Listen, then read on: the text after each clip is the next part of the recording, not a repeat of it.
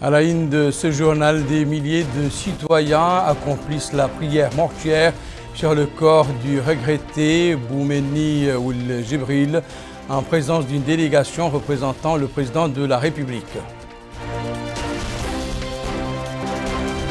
Le ministre de la Défense nationale pose la première pierre du futur centre de documentation et d'information du Collège de défense du G5 Sahel.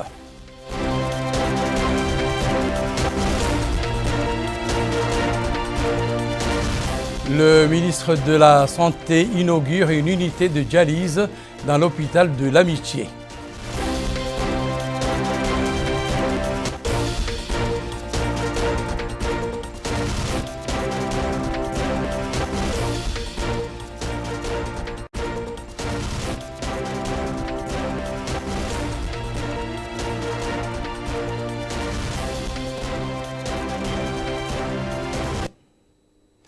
Mesdames, Messieurs, bonsoir. Heureux de vous retrouver. Je vous le disais dans les titres, le corps du défunt Boumeni Ould Djibril, plus connu sous le nom de Sofi Ould Cheikh, a été inhumé cet après-midi à l'issue de la prière mortuaire dans l'enceinte de la mosquée Ibn Abbas, en présence de milliers de fidèles venus des différentes mourataat de la capitale.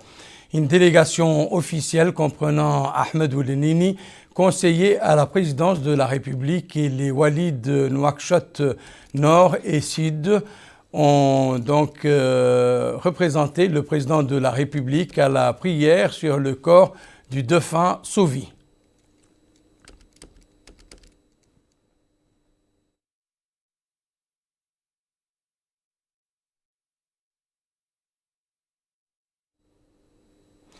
L'émotion était forte parmi les citoyens qui ont participé à cette prière mortuaire.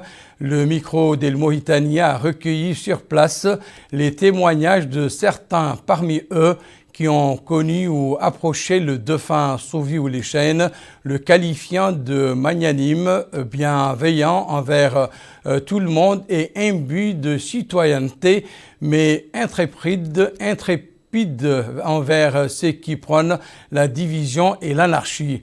Abdoul Adamaba nous fait l'économie des témoignages recueillis. Ce citoyen venu assister à la prière mortuaire du défunt Sofi Ould Cheikh a remercié le président de la République. Il a demandé le respect et un suivi strict de la loi avant d'indiquer que les instructions du président de la République ont été suivies et exécutées intégralement. Il a en fait précisé que le défunt était dévoué et effectué un plaidoyer pour toutes les composantes nationales, ce qui, dit-il, s'est manifesté par cette foule immense venue l'accompagner à sa dernière demeure. Cet autre résident de la capitale venu assister à la prière funéraire a aussi indiqué que la disparition de Sofi Ould Cheikh est une perte pour tous. Il a souligné que ce dernier est un martyr appelant à la cohésion et à l'unité pour l'édification de la nation mauritanienne. Il a enfin mis en avant les prières formulées à l'unisson par tous ceux qui ont pris part à cette prière mortuaire. Cet autre citoyen a appelé tout un chacun à s'acquitter de bonnes actions à l'image du défunt Sofi Ould Cheikh, dont il témoigne sa bonté. Il a demandé à la population de réclamer ses droits de manière pacifique sans s'adonner à des actes de vandalisme. Cet autre résident a formulé des prières pour le repos de l'âme du défunt. Il a indiqué que ce dernier était au service de l'unité nationale du pays, ce qui, souligne-t-il, est une perte pour tous. Quant à cet ami du défunt, il a exprimé sa satisfaction pour les différentes actions et initiatives qui ont été prises par les hautes autorités du pays sur instruction du président de la République. Il a aussi remercié le Premier ministre pour toutes les mesures dans le cadre de ses funérailles dédiées au défunt Sofi Ould Cheikh.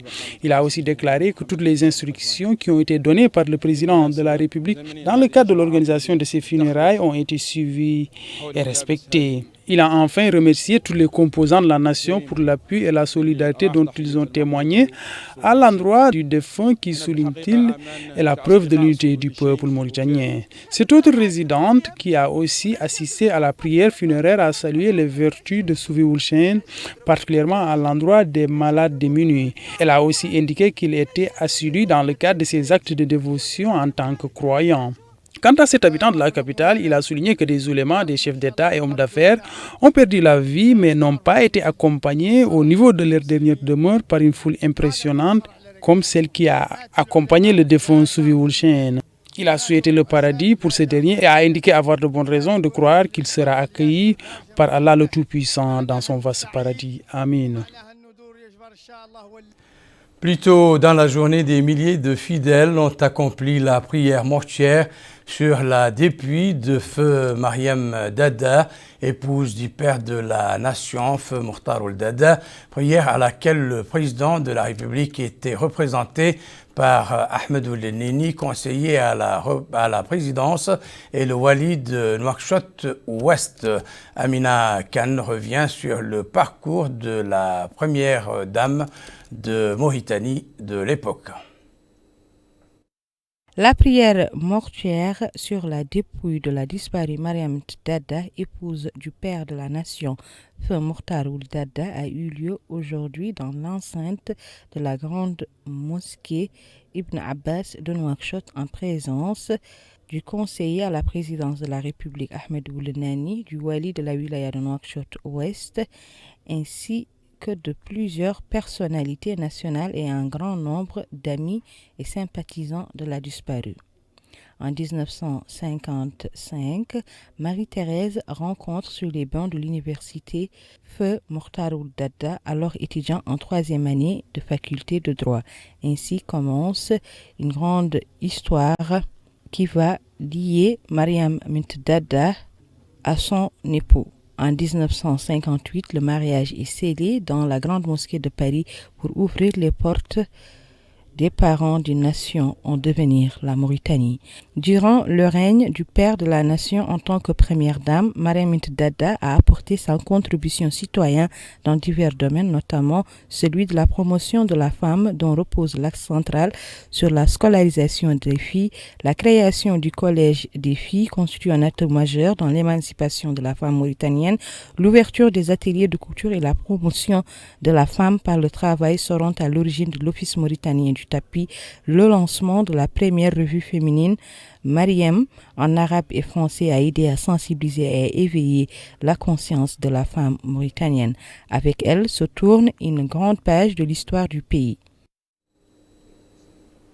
L'actualité nationale marquée par ailleurs ce mardi à Nouakchott par la pose de la première pierre de la construction et de l'équipement d'un centre de documentation et d'information pour le compte du Collège de défense du G5 Sahel. Une cérémonie présidée par le ministre de la Défense nationale, Hanan Ould Sidi, en présence de l'ambassadrice des USA à Nouakchott. Compte rendu signé Abdoul Adamaba. Le siège du Collège de défense du G5 Sahel a abrité cette cérémonie de pose de la première pierre de la construction du centre de documentation et d'information du Collège de défense du G5 Sahel. Cette cérémonie a été supervisée par le ministre de la Défense nationale, Hanan Ould Sidi, en compagnie du chef d'état-major général des armées, le général Mokhtar Balla Chaban. D'un montant global estimé à près de 5 millions de dollars américains, la construction de ce centre est financée par les États-Unis d'Amérique. Il sera bâti sur une superficie de 600 mètres carrés, comprenant un laboratoire équipé de matériel informatique et d'appareils de traduction audio d'études de la langue anglaise d'une capacité de 20 places, d'une médiathèque et de locaux dédiés à l'administration. Le directeur général du Collège de défense du G5 Sahel, le général Brahim Valoul Cheibani, a affirmé que la construction de cet édifice traduit la place importante qu'occupe la formation des forces armées dans le programme du président de la République Mohamed Ould Cheikh Al Ghazouani ainsi que de ses homologues du G5 Sahel afin de renforcer les performances des forces armées et de sécurité pour relever les défis liés à la sécurité et à la protection des citoyens et de leurs biens. Il a en outre indiqué que cela est une concrétisation des relations bilatérales distinguées entre la Mauritanie et les États-Unis d'Amérique et la coopération liant le Collège de défense et le département américain de la défense. Une fois achevée en 2024, celle-ci offrira un espace dédié aux officiers militaires régionaux pour améliorer leurs compétences académiques en anglais. Plus important que cela, la bibliothèque sera un symbole marquant des deux rôles importants que joue le collège. En tant que fournisseur d'éducation militaire professionnelle et en tant qu'exportateur de sécurité régionale. Incontestablement, la bibliothèque reflètera donc l'engagement de longue date des États-Unis à travailler avec la Mauritanie pour faire progresser la paix et la sécurité au Sahel. Les autorités qui ont pris part à cette cérémonie ont suivi une présentation sur les différentes composantes de ce projet, ses compartiments ainsi que les spécificités techniques de ce centre de documentation et d'information qui devrait être réceptionné au mois de février 2024. Et dans le domaine de la santé, on notait ce mardi l'inauguration par le ministre de la Santé, Mokhtar Ould Dahi, du centre de dialyse dans l'hôpital de l'Amitié grâce à un financement de la société qatari El Belar. Le centre contribuera à réduire la pression sur l'unité de dialyse du centre hospitalier national, récit de Mohamed Khattata. L'hôpital de l'Amitié, situé dans la wilaya de Nouakchott Sud, qui a une capacité de 100 lits, abrite toutes les spécialités médicales excepté la traumatologie, orthopédie, et qui connaît une affluence des populations de près de 150%, vient de se doter d'une unité d'hémodialyse constituée de 20 appareils de dialyse qui s'ajoutent à 10 autres déjà fonctionnels depuis bien longtemps. Après avoir coupé le ruban symbolique marquant l'inauguration de cette unité, le ministre de la Santé, M. Mokhtar Ould Dahi, a précisé que ce centre permet de satisfaire la demande en matière d'hémodialyse dans cet hôpital qui ne disposait que d'une dizaine d'appareils qui tournaient 24 heures sur 24 ou presque. Donc, dit-il, il y avait un véritable besoin de combler cette insuffisance et lorsque nous avons trouvé qui s'en charge, nous avons accueilli avec bonheur cette idée et nous l'en remercions. M. Ould Dahi a souligné que le secteur de la santé est soucieux de fournir autant que possible les équipements nécessaires pour la prise en charge des patients d'insuffisance rénale chronique et c'est pourquoi, dit-il, ces dernières années, beaucoup d'efforts ont été fournis en matière d'hémodialyse. Pour sa part, le maire de la commune d'Arafat a remercié les bienfaiteurs qui ont contribué à la réalisation de ce projet qui soulagera sans nul doute les patients atteints d'insuffisance rénale, sachant que la dialyse pose un problème majeur. Pour sa part, le représentant de la société qatari qui a réalisé le projet a loué la disponibilité du département de la santé et des équipes médicales de l'hôpital pour la réalisation de cette unité qui n'a pas pris plus de 6 mois, a-t-il précisé. De son côté, le président de l'association des malades de l'insuffisance rénale, M. Mohamed Amin Ould Mohamed, a exprimé sa gratitude et sa reconnaissance à tous ceux qui ont, de près ou de loin, aidé à la réalisation de cette unité. Il convient de noter que, passé ces échanges de discours, le ministre a visité les salles de cette unité d'hémodialyse, écoutant des explications détaillées relatives aux appareils et aux services dispensés. Au chapitre des décorations, le ministre de l'Emploi et de la Formation professionnelle, Niang Mamoudou, a décoré ce jour, au nom du président de la République, de la médaille de chevalier de l'Ordre du Mérite national, Mohamed Yahya Beilahi, inspecteur responsable de l'enseignement technique, Abdullah Demba Cham, directeur des stratégies et des politiques de l'emploi, Isaac Ahmedna Dik, directeur de l'école de l'enseignement technique et de la formation professionnelle de Rosso, Mohamed Mustafa Meya, directeur de la direction des études, du plan et de la coopération, de la médaille d'honneur première classe, Mohamed Mahmoud Mohamed Bob, chef de département, et enfin de la médaille d'honneur deuxième classe, Alpha Demba Diop, formateur de mécanique auto à Nema, et Idoumou Mohamed Lemlih, chef service du secrétariat. Les aspects de la coopération entre le Fonds et les acteurs économiques mauritaniens, c'est le thème de l'atelier d'un jour au cours duquel les participants ont discuté de la stratégie de financement dans les pays membres et des perspectives des interventions du Fonds africain de garantie et de la coopération économique en Mauritanie. Aminata Khan. Les travaux de cette rencontre sont axés sur les perspectives des interventions du Fonds africain de garantie et de la coopération économique, tenu à Nouakchott sous le thème « Les aspects de la coopération entre les fonds et les acteurs économiques mauritaniens ». Cette rencontre va permettre la discussion de la stratégie de financement des pays membres. Présent à la rencontre, le secrétaire général du ministère des Finances a mis en relief l'importance de la rencontre. De procéder à l'ouverture de cette rencontre organisée par le FAGAS en Mauritanie sous le slogan « Perspectives et aspects de partenariat avec les opérateurs économiques mauritaniens ». En votre nom tous, je souhaite la bienvenue à cette délégation tout en lui souhaitant un heureux séjour en Mauritanie. Avant de finir ce mot, je ne peux qu'attirer l'attention des participants sur l'importance des résultats et recommandations auxquelles vous aboutirez au terme de vos travaux. Le directeur général du FAGE a déclaré en substance: Comme je l'ai dit tantôt, les PMI constituent plus de 80% du tissu économique des États membres du FAGAS. Elles sont reconnues comme moteurs de croissance de l'innovation et du développement régional ainsi que de création d'emplois. Malgré cela, elles rencontrent beaucoup de difficultés pour accéder au financement bancaire nécessaire à l'expansion de leurs activités.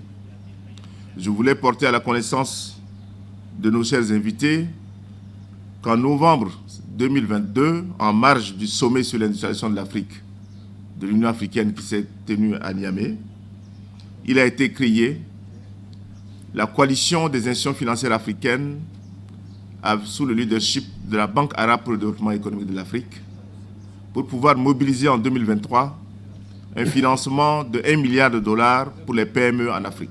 Pour le directeur général de l'Association professionnelle des banques de Mauritanie, il a été question de mettre l'accent sur la profondeur des liens historiques entre la Mauritanie et l'association. C'est exactement ce chaînon qui est manquant. Beaucoup de banques reçoivent des projets très bancables, des projets rentables, des projets bien étudiés, mais n'arrivent pas à les financer faute de crédit. L'une des missions du FAGAS est justement de combler ce chaînon manquant et d'apporter les garanties aux banques pour leur permettre de financer l'économie réelle.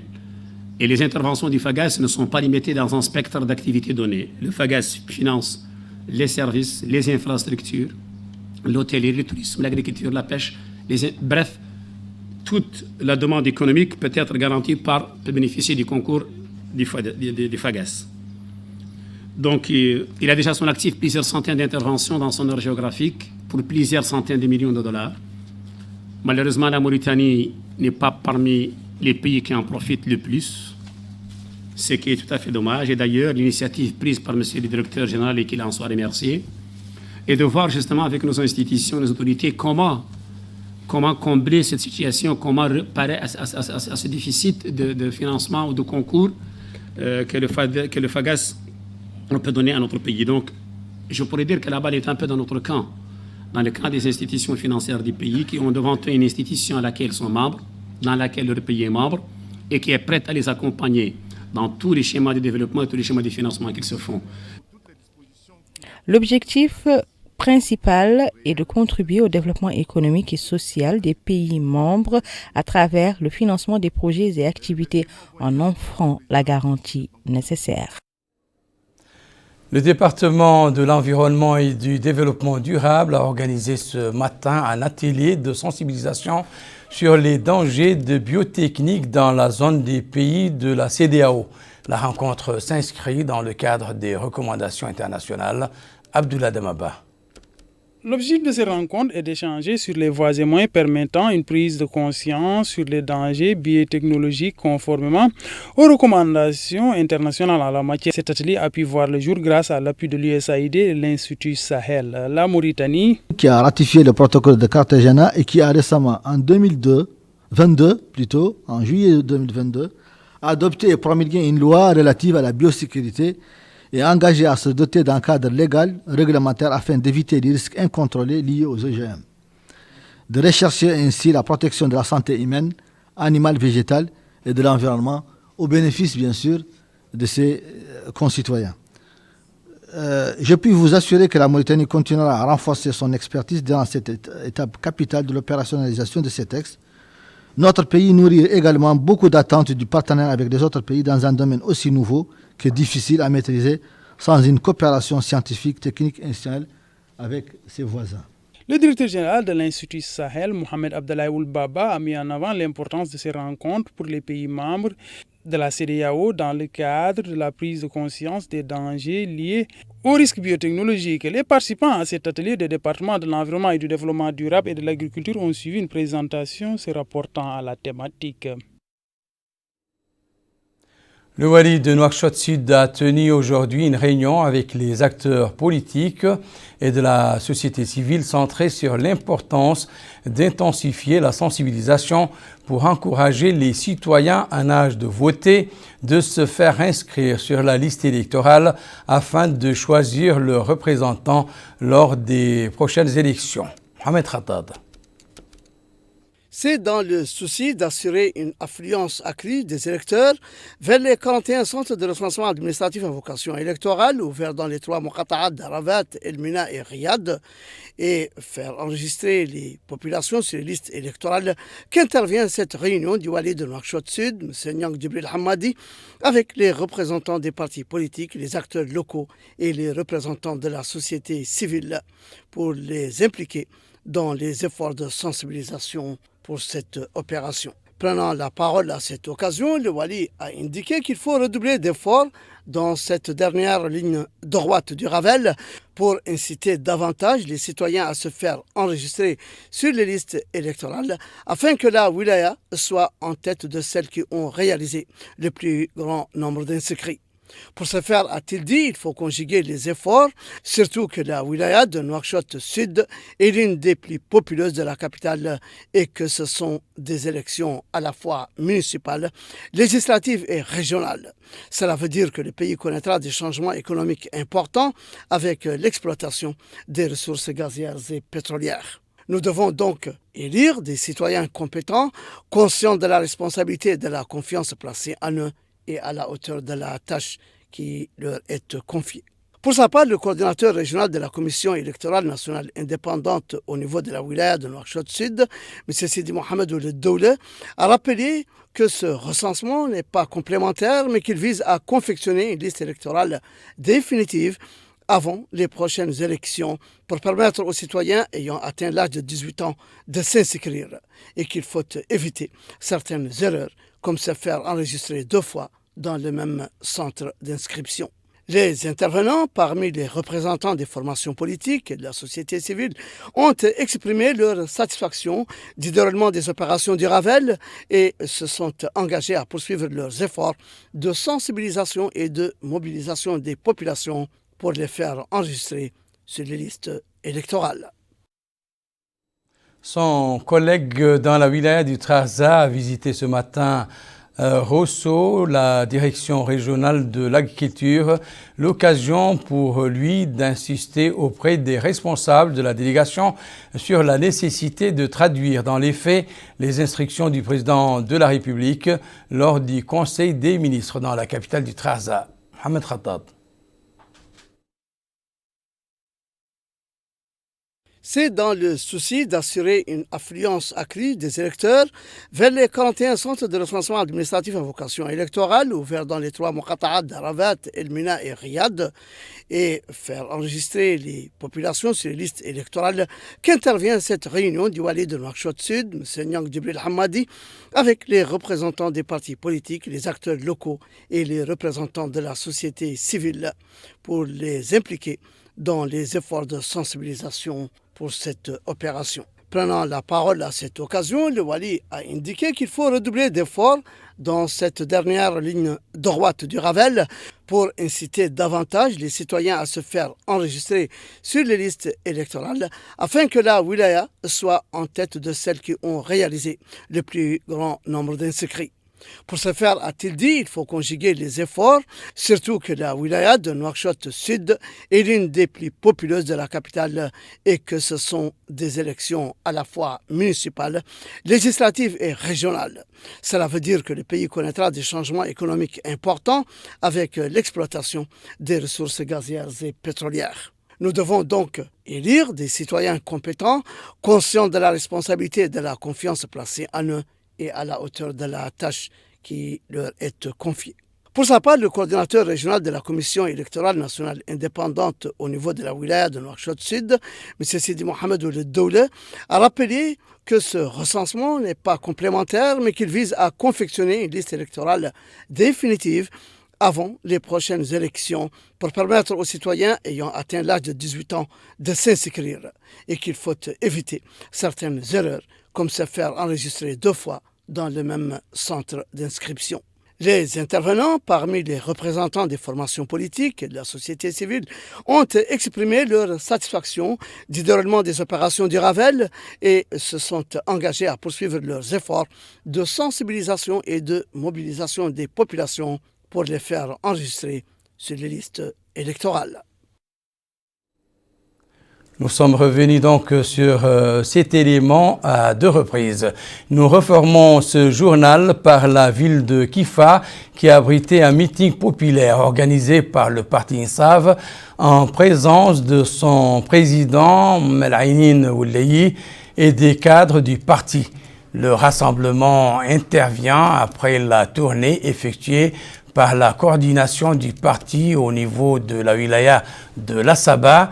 Dans son intervention, le président du parti a insisté sur la sensibilisation des citoyens sur l'importance de profiter de l'opération du Ravel pour se faire inscrire sur la liste électorale. Il a par ailleurs appelé à faire prévaloir l'intérêt général sur les appétits personnels en adoptant les choix du parti qui seront caractérisés par la transparence et l'équité.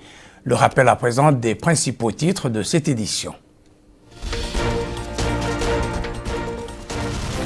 Des milliers de citoyens accomplissent la prière mortuaire sur le corps du regretté Boumeni Ould Jibril en présence d'une délégation représentant le président de la République. Le ministre de la Défense nationale pose la première pierre du futur centre de documentation et d'information du Collège de défense du G5 Sahel.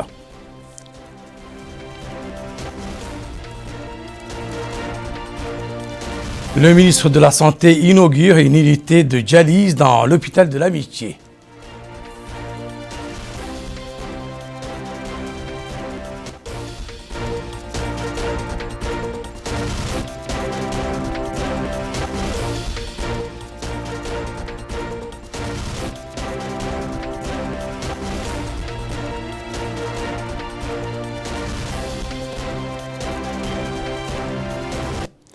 C'est la fin de cette édition. Merci pour votre attention. Excellent moment avec le reste des programmes d'El Mauritania.